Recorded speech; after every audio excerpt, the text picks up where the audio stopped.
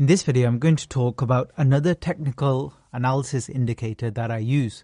Now, I have a lot of experience analyzing markets outside of cryptocurrency even, so stock markets, forex and stuff like that. So I already know about a lot of different technical indicators. One thing I noticed with meme coins is a lot of them don't really work as well because we're talking about very low liquidity.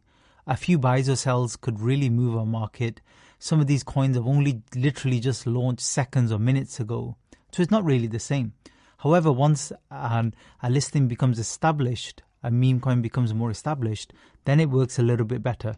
But there are definitely a few that I find very useful. Now, some that I've already discussed here are the volume bars, which you already know about, looking at the transactions below to get an idea of any big buys, sells, purchases.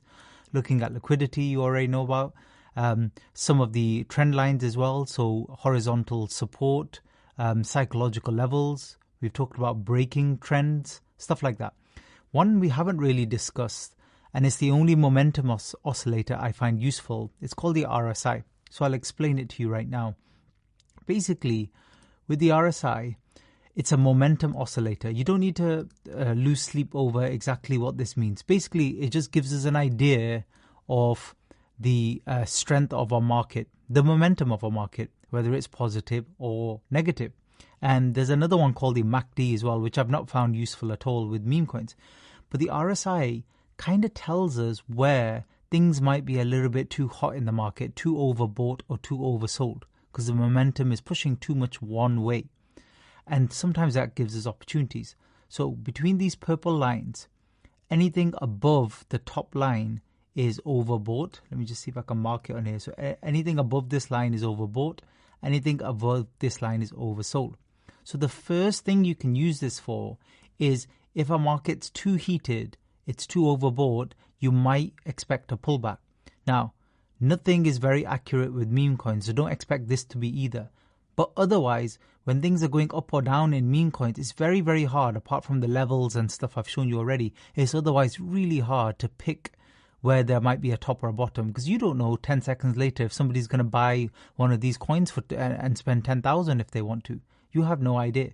So it's very, very difficult. But this gives us a little bit of an idea. So this is a bit of a silly collection that I was just watching at the moment, and I did a quick flip in from these lows. Only because it was a good setup, which I'll show you at the moment. I'll show you in a minute with RSI. But let me show you another one, GameStop.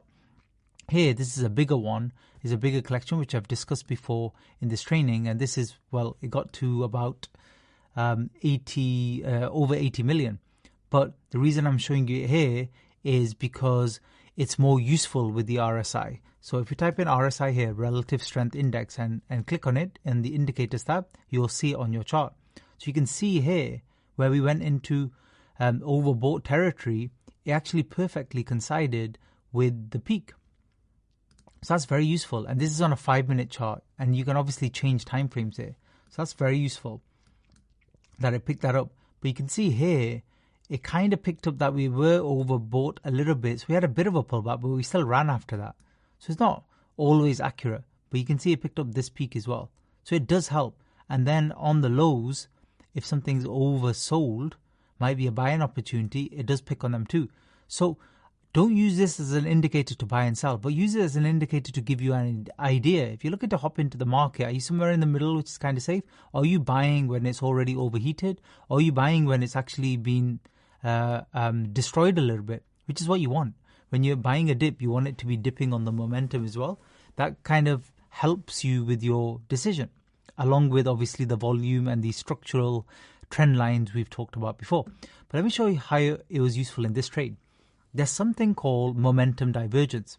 Again, don't lose sleep over stuff like this. This is quite advanced, but it's a good little trick that I wanted to show you. So when things are getting panic sold off, remember I talk about the panic dip strategy, which you'll see in the playbook. Things are going down, but how do you know how far they're going to go down before we get a little bit of a reversal, a bit of a flip that we could trade into? So every peak that goes down, what you usually see with RSI, you can see at the bottom, the peaks get lower and lower. So this peak, and this peak. So we've seen it get it lower, lower, lower on the momentum. But then this low was the same, if not lower on the chart. It was actually a lower price. and I got in just after this. But notice on the momentum was going the other way. So it's the opposite. So the price is going down, but momentum, MOM, is going up. This is divergence. It suggests there might be a change in trend. So that's why I jumped in. And it was a nice little trade. I didn't get a maximum 2x, nowhere near. I probably got like a 0.5x or something, but it's still a nice little trade there. And that's because I watched the RSI to try and time my entry. The other way you could do it is, as I show in the panic dip strategy, just wait for price to kind of go sideways, which it was doing there. And you're never going to get it 100% right. People can sell off after that too. Just because the RSI is changing doesn't mean anything. It just increases our probability a little bit that it might be going in our direction. Let me show you something else interesting. By the way, this is on a 1 second chart. If we go on a 1 minute chart, the RSI barely exists on it. So we have to rely on a 1 second chart. And the RSI is very noisy on a 1 second chart. So it's not that reliable. So just, like I said, just keep that in mind. Anyway, we're going up and we're getting higher and higher and higher peaks. But notice on the momentum, we're getting lower and lower and lower.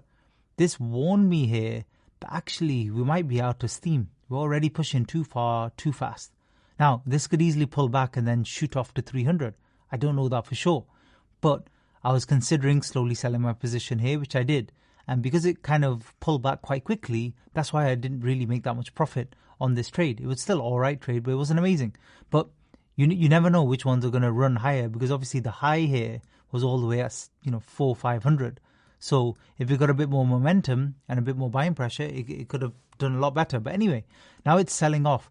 And by the way, when markets are trending very clearly downwards or very clearly upwards, momentum indicators like the RSI, like this one below, very useful.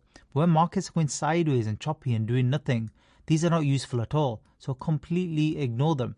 You're only using them when, let's say, you're in a really good trade and it's going up high and you're like, might be a good time to sell. Well, have a quick look at the RSI. If that's confirming that, yeah, actually it is getting a little bit heated, then yeah, probably consider that. Let's go into a 15-minute chart, because on these longer time frames, you can go on wider charts and then you get less signals, which sometimes helps. You can see here, by the way, we were very overbought at 20 million, but it wasn't a good signal. Yes, we got a bit of a pullback to 18, but then we carried pushing on. So you have to be very, very careful with this. Like I said, it's not always going to be accurate, but it gives you an idea of where you might be in the market. Like if you're selling at a time when the RSI is kind of heated, that's probably a better time to sell. Notice, by the way, in this particular one, the RSI getting below the middle line now and staying there is not a good sign for GameStop, by the way. You kind of want it in the upper half. You can see here, all the way from when it was, 5 million? It was always in the upper half. This is another trick with the RSI as well. The collections that tend to be a little bit more pumpy, they kind of stay in that region and they don't stay in the lower region too long. If this stays in the lower region going forward, we might still be getting more dip, which we obviously don't want to see if you're a GameStop investor. But I'm personally not in this anymore. I may buy in, if I get a good opportunity. But that's it. So that's the RSI. So you can add it as an extra tool in your arsenal. And like I said, it's sometimes useful. Unfortunately, with meme coins, there isn't much else in terms of all of these different indicators. None of them, I've been through all of them, and I use a lot of indicators generally. Well, I don't use a lot now, but I have used a lot in the past. So I really do know what's useful and what's not.